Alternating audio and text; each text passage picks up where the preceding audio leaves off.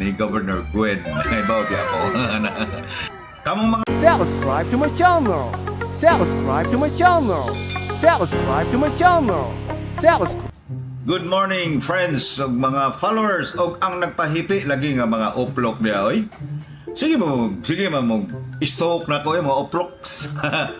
Ay mo stalk aron di mo masakitan. Nya, karon ba may bonggo. Nga naman og BBM, masuko man mo.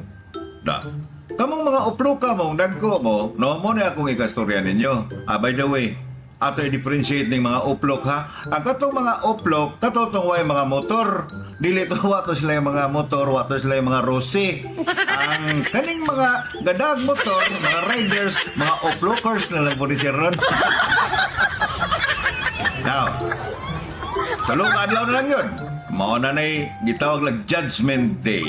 So, kamong mga oplok, na naaron, nagpaila nga mag-apil-apil gin mo diri sa province.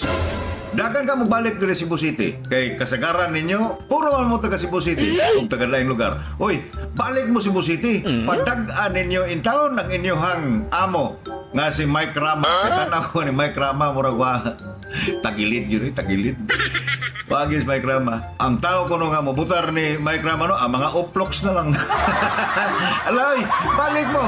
Paglayas mo niya, ay na mong apil-apil diri sa province kay wa nahayag na makay kadaogan ni Governor Gwen. Ay bawag ako. Kamong mga Sabotahe pa. Panagtagong Festival. Huwag niya akong takutin. Putang ina niya.